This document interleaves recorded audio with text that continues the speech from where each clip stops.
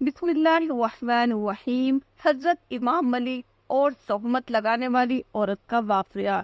عید کا دن تھا، ہر طرف چہل پہل تھی، لوگ عمدہ لباس پہنے عید کی نماز ادا کرنے کے بعد اپنے گھروں کی طرف رواں تھے تاکہ گھر والوں کو عید کی مبارکباد دے سکیں، لیکن ایک نوجوان ایسا بھی تھا جس کے قدم اپنے گھر کی بجائے کسی اور سمت اٹھ رہے تھے۔ یہ بات نہیں تھی کہ وہ نوجوان اپنے گھر والوں سے خفا تھا یا اسے کسی دوست یا رشتہ دار سے ملنا تھا یا وہ کسی تفریح میں حصہ لینے جا رہا تھا، بلکہ وہ نوجوان ایک بہت بڑے عالم کے مکان پر جا کر رک گیا۔ نوجوان نے دروازے پر دستک دی اور اجازت ملنے پر اندر داخل ہو گیا۔ بہت بڑے عالم نے نوجوان سے پوچھا، تم عید کی نماز پڑھ کر گھر نہیں گئے؟ جی نہیں۔ کچھ کھا لو؟ جی نہیں۔ اس کی ضرورت نہیں ہے، پھر کیا ارادہ ہے؟ حدیث بیان فرمائیے۔ یہ سن کر بزرگ عالم نے اس نوجوان کو کتاب لانے کا حکم دیا۔ نوجوان کتاب نکال کر لایا۔ بزرگ نے 40 حدیثیں بیان کی۔ نوجوان نے کہا، اور ارشاد فرمائیے، یہی کافی ہے۔ بزرگ نے فرمایا، اگر تم یہ حدیثیں یاد کر لو گے تو تمہارا شمار حفاظ یعنی حافظوں میں ہوگا۔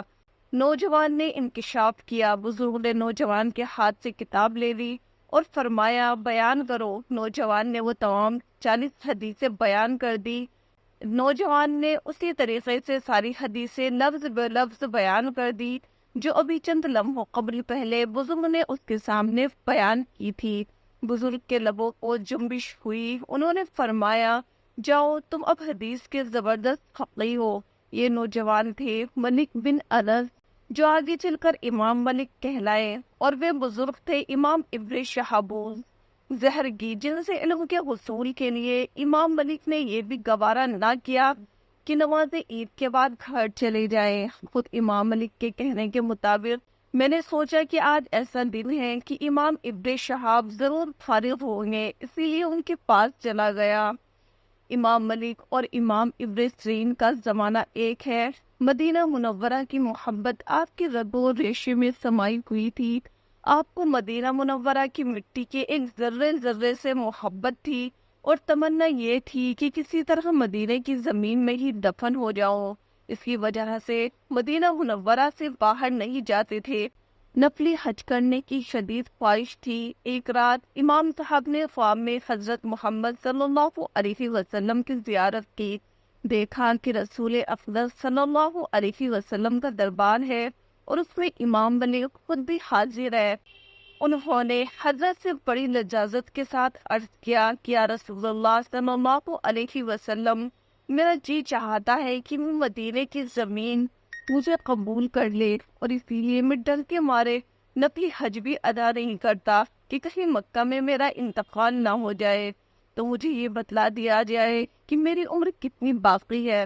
اگر مجھے معلوم ہو جائے کہ میری عمر کے کتنے سال باقی ہیں تو میں نفلی حج ادا کر لوں۔ رسالت معاذ صلی اللہ علیہ وسلم نے اپنے دست مبارک کی انگلیاں کھول کر انہیں سامنے کر دی۔ اس کے بعد آنکھ کھل گئی۔ اب امام ملک حیران کہ 5 انگلیوں سے 5 دن مراد ہے، 5 ہفتے یا 5 مہینے یا پھر 5 سال مراد ہے۔ 5 کا معمہ ان کی سمجھ میں نہیں آتا تھا، اسی لیے امام صاحب نے ایک شخص کو امام ابن سیرین کے پاس بھیجا اور اس کو تاکید کی کہ یہ مت بتانا کہ یہ خواب میں نے دیکھا ہے، اور خواب سننے کے بعد جو وہ تعبیر دے آ کر مجھے بتانا۔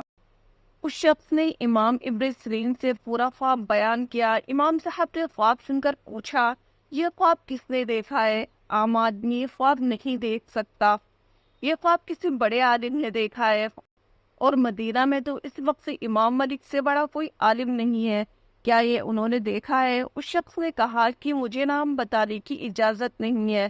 امام صاحب نے فرمایا، واپس جاؤ اور اجازت لے کر آؤ، نام بتاؤں گے تب میں تعبیر بتلاؤں گا۔ وہ شخص واپس آ گیا۔ اس نے امام ملک سے عرض کیا کہ حضرت، وہ تو پہچان گئے کہ خواب دیکھنے والے آپ ہی ہیں۔ فرمایا، اچھا میرا نام بتا دو۔ اس نے آ کر امام ابن سیرین کو نام بتایا تو انہوں نے فرمایا، بے شک امام ملک کی خواب دیکھ سکتے ہیں۔ پھر تعبیر بتاتے ہوئے کہا، انہوں نے اپنی عمر پوچھی تھی تو اس کے جواب میں رسول اقدس صلی اللہ علیہ وسلم نے 5 انگلیاں دکھا دی۔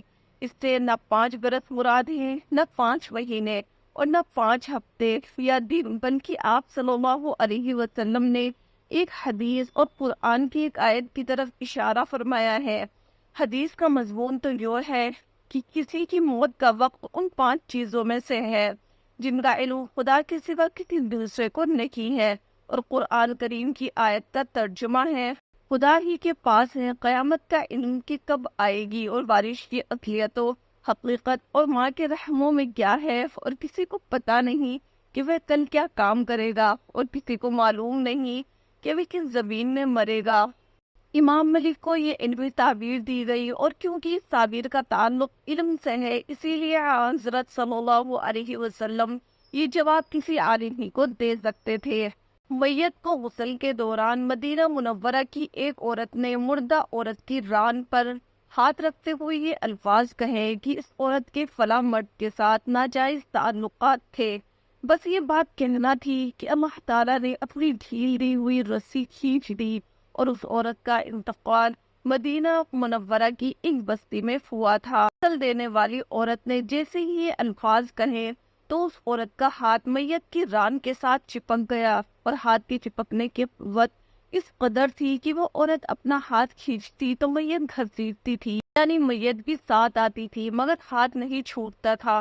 جنازے کا وقت قریب آ رہا تھا اور اس کا ہاتھ میت کے ساتھ چپک چکا تھا، اور بہت کوشش کے باوجود، سر توڑ کوشش کے باوجود جدا نہیں ہو رہا تھا۔ تمام عورتوں نے اس کے ہاتھ کو پکڑ کر کھینچا، مروڑا، جو ممکن تھا کیا، مگر سب ویسٹ رہا۔ دن گزرا، رات ہوئی، دوسرا دن بھی گزرا، پھر رات ہوئی، سب ویسا ہی تھا۔ میت سے بدبو آنے لگی، اس کے پاس ٹھہرنا اور بیٹھنا مشکل ہو گیا۔ علماء کرام، قاری صاحبان اور تمام اسلامی طبقے سے مشاورت کے بعد، ان سے رائے لینے کے بعد طے ہوا کہ نہلانے والی عورت کا ہاتھ کاٹ کر جدا کیا جائے اور میت کو اس کے ہاتھ سمیت دفنا دیا جائے، مگر اس فیصلے کو غسل والی عورت اور اس کے خاندان نے یہ کہہ کر منع کر دیا کہ ہم اپنے خاندان کی عورت کو معذور نہیں کر سکتے، ہمیں یہ فیصلہ قبول نہیں ہے۔ اور دوسری صورت یہ بتائی گئی کہ میت کے جسم کا وہ حصہ کاٹ دیا جائے جو چپکا ہوا ہے، اور ہاتھ کو آزاد کر کے میت دفنا دی جائے، مگر اس بار میت کے خاندان والوں نے اعتراض اٹھایا اور انہوں نے یہ بھی نہیں ہونے دیا۔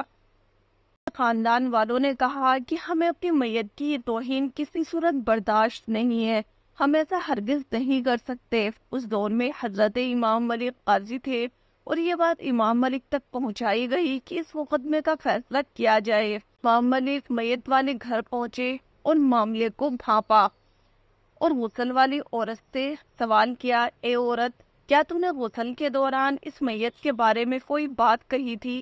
غسل دینے والی عورت نے سارا قصہ حضرت امام ملک کو سنایا اور بتایا کہ اس نے غسل کے دوران باقی عورتوں سے کہا تھا کہ اس عورت کے فلاں مرد کے ساتھ ناجائز تعلقات تھے۔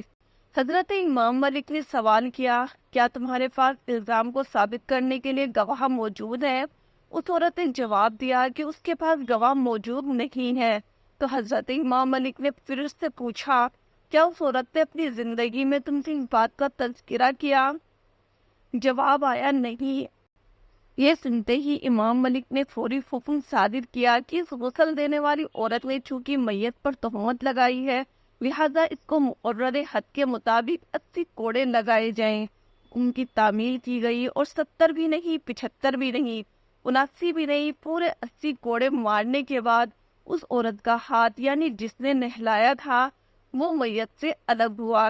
امام ملک جلیل القدر فقہی امام ہے، مالکی فقہ آپ ہی کی طرف منسوب ہے۔ کروڑوں مسلمان آپ صلی اللہ علیہ وسلم کے مسلک پر عمل کرتے ہیں کہ پوری زندگی ایک روشن مینار کی مانند ہے، جس سے آنے والی نسلیں نور کی کرنیں لے کر اپنی سیرتوں کو منور کرتی ہیں۔ خلوص نیت کا یہ عالم تھا کہ ان مسائل پر فتویٰ نہیں دیتے تھے جو قاضیوں کا حق تھے، فتویٰ دینے میں بہت غور سے کام لیتے تھے۔ اور آپ کا کہنا ہے کہ اکثر مجھے ایسے مسائل پیش آ جاتے ہیں کہ میں ایک سوال پر کئی راتیں سوچنے میں گزار دیتا ہوں۔ فتویٰ دینے میں عمر بھر اس قدر احتیاط سے کام لینے کے باوجود خوف خدا سے معمور اس عظیم بزرگ کا حال تھا کہ جب بیمار پڑے اور بچنے کی کوئی امید نہ تھی تو آنکھوں سے آنسو جاری تھے۔ ایک شاگرد نے رونے کا سبب دریافت کیا۔ اس پر آپ نے جواب دیا کہ میں نہ روؤں تو کون روئے۔ ایک کاش مجھے میری ہر قیاسی فتوے کے بدلے ایک کوڑا مارا جاتا اور میں فتویٰ نہ دیتا۔ یہی الفاظ ادا کرتے ہوئے سفر آخرت پر روانہ ہو گئے۔ امام ملک کی حق گوئی، فراخ دلی و درگزر کے واقعات تاریخ اسلام میں درخشش ستاروں کی طرح جگمگا رہے ہیں۔ جب آپ نے زبرن دلوائی گئی طلاق کے خلاف فتویٰ دیا تو خلیفہ منصور کے چچا زاد بھائی جعفر نے، جو مدینہ کے حاکم تھے، آپ سے کہا کہ آپ ایسا فتویٰ نہ دیں، کیونکہ لوگ اس فتوے کی روشنی میں منصور کی بیعت کو جبری قرار دے رہے ہیں۔ یعنی امام صاحب کے فتوے سے یہ اصول اخذ کیا گیا ہے کہ یہ سب زبردستی کروایا گیا اور ہر کام ناجائز ہے۔ چونکہ منصور نے زبر کے ذریعے بیعت لی ہے، چنانچہ یہ بیعت ناجائز ہے۔ تاہم امام ملک زبری طلاق کے خلاف فتویٰ دے رہے تھے۔ جعفر نے امام صاحب کو 70 کوڑے لگوائے۔ آپ کی پیٹھ خون سے بھر گئی، دونوں ہاتھ مونڈھوں سے اتر گئے۔ جعفر نے امام صاحب کو 70 کوڑے لگوائے، آپ کی پیٹھ خون سے بھر گئی، دونوں ہاتھ مونڈوں سے اتر گئے۔ پھر جعفر نے آپ کو اونٹ پر بٹھایا اور شہر میں گھمایا۔ آپ بازاروں اور گلیوں سے گزر رہے تھے اور بلند آواز سے فرما رہے تھے کہ جو کوئی مجھے جانتا ہے وہ جانتا ہے، جو نہیں جانتا وہ جان لے کہ میں ملک بن انس ہوں، فتویٰ دیتا ہوں کہ زبر طلاق درست نہیں ہے۔ امام ملک نے 117 ہجری مطابق 735 عیسوی میں درس و تدریس کے مطابق ربیع الاول 179 ہجری مطابق 795 عیسوی میں آپ کا انتقال ہوا۔ اس طرح 62 سال تک ایک امت کو علم و حکمت کے خزانوں سے مالا مال کرنے کے بعد مدینے کا امام مدینے کی خاک میں جا بسا۔ وفات کے وقت آپ کی عمر 86 سال تھی۔ آپ کی تدفین جنت البقیع میں ہوئی۔ اللہ تعالی ہم سب کو نیک اعمال کرنے کی توفیق عطا فرمائے، آمین۔